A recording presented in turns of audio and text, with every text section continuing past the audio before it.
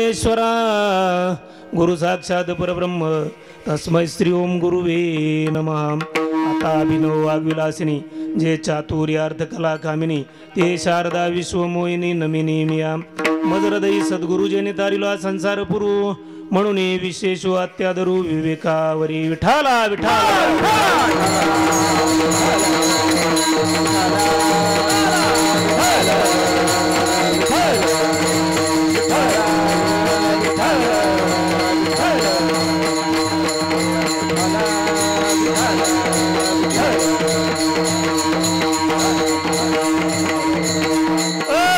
प्रस्तुत कीर्तन रूपी सेवेकरता निवडलेला अभंग विश्ववंदनीय जगद्गुरु असणारे संत श्रेष्ठ वैराग्याचे मूर्तिमंत असणारे प्रेरक तुम्हा आम्हाला आपल्या हिंदू धर्माचं भूषण श्रीमंत सद्गुरू जगद्गुरु तुकोबारायांचा अभंग। आजच्या अभंगामध्ये विश्ववंदनीय जगद्गुरु तुकोबाराय तुम्हा आम्हाला या वाकचौरे परिवाराला खऱ्या अर्थानं दोन विभूती यांच्या या परिवारातून निघून गेल्याबरोबर 1 वर्षाचा काळ झाला। या दुःखातून सावरण्यासाठी हितोपदेश करताना विश्ववंदनीय जगद्गुरु तुकोबाराय आजच्या या पुण्यस्मरणाच्या महापर्व कालावर हितोपदेश करताना सांगतात की माय बापा हो, इहलोकीचा हा देह देव इच्छिता ती पाहे, धन्य आम्ही जन्मालो दास विठोबाचे झालो, आयुष्याच्या साधने सच्चितानंद पदवी घेणे, धन्य आम्ही जन्मालो दास विठोबाचे झालो, तुका म्हणे पावटणी करू स्वर्गाची निशाणी, धन्य आम्ही जन्म आलो दास विठोबाचे झालो।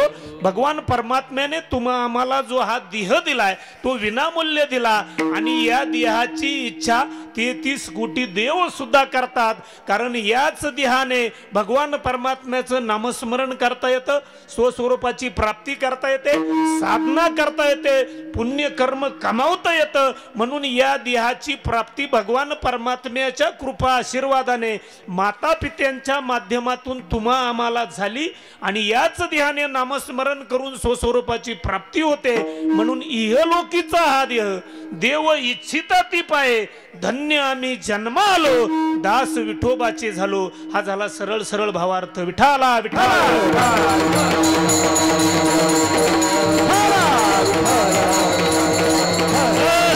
आजचं कीर्तन हे योगायोगाचं कीर्तन आहे। जसं योगायोगाने बघा आजचं कीर्तन हे योगायोगाचं कीर्तन आहे। या वाकचौरे परिवाराचं या पंचकृषीचे भूषण असणारे तुकाराम दादा आणि कैलासवासी वैकुंठवासी असणाऱ्या गंगा भागीरथी इंदुबाई यांना आपल्यातलं जाऊन बरोबर 1 वर्ष झालं आणि आजचं कीर्तन हे योगायोगाचं कीर्तन आहे। जसं पा यापूर्वी आपली भेट कुठंतरी कदाचित क्वचित झाली असेल, परंतु तुमची आमची योगायोगाची भेट हे सगळे नातेवाईक मित्र परिवार गावातले आपतेष्ट गणगोत्र नातेवाईक सखे सोयरे संबंधी आजच्या महापर्व कालावर पुण्यस्मरणाच्या महापर्व कालावर एकत्र येणं हा सुद्धा दुर्मिळ योग आहे। यापूर्वी एवढे लोक कुठेही एकत्र जमत नाही।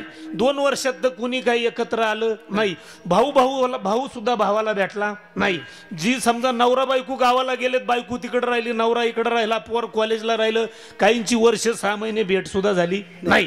आता या 2-3 महिन्यांपासून वातावरण बदललं, आपण सगळे एकत्र आलो, पुण्यस्मरणाचा पर्व काल आला, आपण सगळे या पर्व कालावर एकत्र आलो, हा सुद्धा एक योगायोग आहे। म्हणून कीर्तनाला सुरुवात करण्यापूर्वी उत्कृष्ट अशी आपल्या संगमनेर तालुक्याचं भूषण असणारे अलंकार मंडप साऊंड सिस्टीमचे मालक असणारे शांताराम भाऊ, सुंदर अशी साऊंड सिस्टीम आहे। उत्कृष्ट असे आपल्या महाराष्ट्राचे भूषण असणारे मृदंगाचार्य 2 या ठिकाणी उपस्थित आहेत। गायक आहे, भजनी मंडळ आहे, टाळकरी आहे, महाराष्ट्राचं पंचकृषीचं भूषण असणारे वारकरी सांप्रदायिक सगळे फडकरी दिंडी सोहळा चालवणारी मंडळी या ठिकाणी आहे। आपल्या सगळ्यांना धन्यवाद। आणि एवढ्या उन्हातानात एवढ्या अतिशय धकाधकीची लग्नाची तीत आहे, या सगळ्या कार्यक्रमाचं नियोजन करून आपण या वाकचौऱ्या परिवाराच्या दुःखात समाविष्ट होण्यासाठी या ठिकाणी आलात। आपल्या सगळ्यांनाही धन्यवाद आणि कीर्तनाला सुरुवात विठाला विठाला।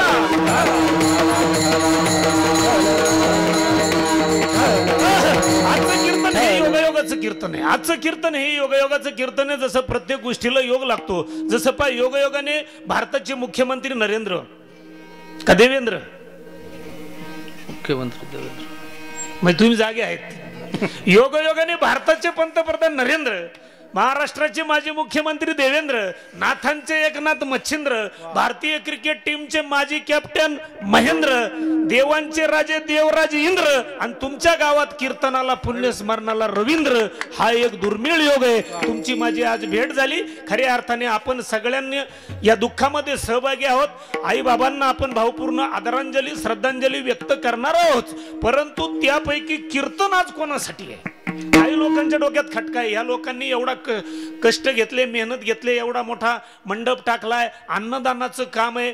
प्रवचन आणि कीर्तन पुण्यस्मरणाचं असो, वर्ष श्राद्धाचा असो, दशक्रिया विधीचा असो, 13व्याचा असू द्या, 14व्याचा असू द्या, कीर्तन आणि प्रवचन हे गेलेल्या व्यक्तीसाठी नसतंच. हे डोक्यातून पहिलं काढून टाका. प्रवचन आणि कीर्तन जे तुम्ही आम्ही पाठीमागे उरलोत, आपण जीवन कसं जगावं, आपण जन्माला का आलो, कोणासाठी आलो, जायचंय कुठे, करायचंय काय, करतोय काय, यासाठी कीर्तन आहे, यासाठी प्रवचन आहे. विठाला विठाला.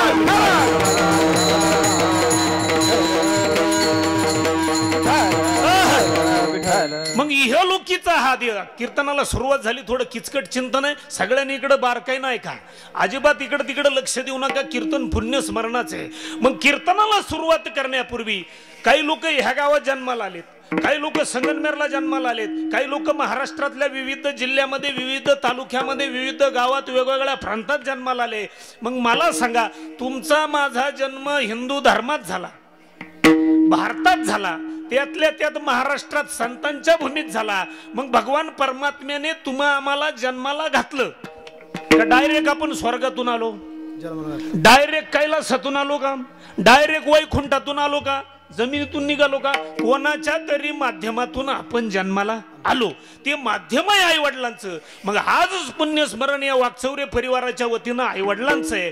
मग बसल्या बसल्या सहज थोडस डोकं खाजवायचंय आणि बसल्या बसल्या मनात विचार करायचा आहे, आपण ज्या माता पित्यांच्या माध्यमातून जन्माला भगवान परमात्म्याने तुम्हा आम्हाला घातलंय आणि हा 3.5 हाताचा नरदेह दिलाय, तो दिला कसा, ह्या प्रश्नाचं उत्तर आपण सुरुवात करू.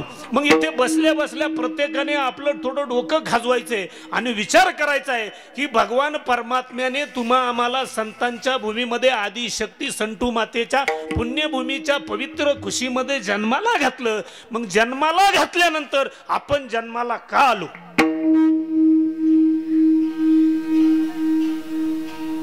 आपण जन्माला का आलो? एखादा म्हणल मी बंगला, इस्टेट, गाडी, सोनं नाणं, संपत्ती कमावण्यासाठी आलो. एखादा म्हणेल मी गावचा सरपंच होण्यासाठी जन्माला आलो.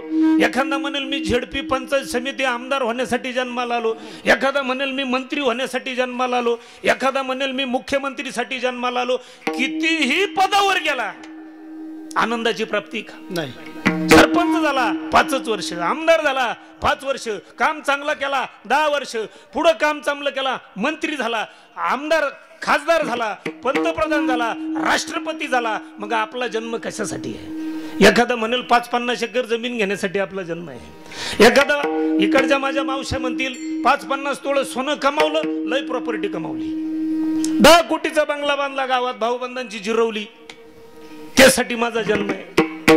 गाडी घेतली, फॉर्च्युनर घेतली, मुंबईला फ्लॅट घेतले, नाशिकला घेतले, पुण्याला घेतले. मग जन्म आपला संपत्ती कमावण्यासाठी का? घेईन मी जन्म यासाठी देवा, तुझी चरण सेवा करवया, तुझी चरण सेवा पांडुरंग. घेईन मी जन्म यासाठी देवा, तुझी चरण सेवा करवया, तुझी चरण सेवा पांडुरंगा. हे देवा, मी पुन्हा पुन्हा जन्माला येईल. दुर्बुद्धी ते मना कदा नुपजो नारायणा, आता मज ऐसे करी तुझे पाय चित्ती धरी. देवा, जेव्हा जेव्हा तू मला जन्माला घालशील ना, तुझ्या चरणाची सेवा करण्यासाठी, तुझी भक्ती काज साधवायासाठी मी पुन्हा पुन्हा जन्माला येईल. मग प्रश्न मी तुम्हाला असा विचारलाय, तुमचा माझा जन्म संतांच्या भूमीत झालाय, आपण जन्माला का आलो? भगवान परमात्म्याच्या कृपा आशीर्वादाने ज्या आई वडिलांच्या माध्यमातून जन्माला आलोय आणि जन्माला आल्यानंतर तुम्हा आम्हाला 3.5 हाताचा देह दिलाय. पुढचा प्रश्न घ्या, हा 3.5 हाताचा देह विकत दिला का फुकट दिला?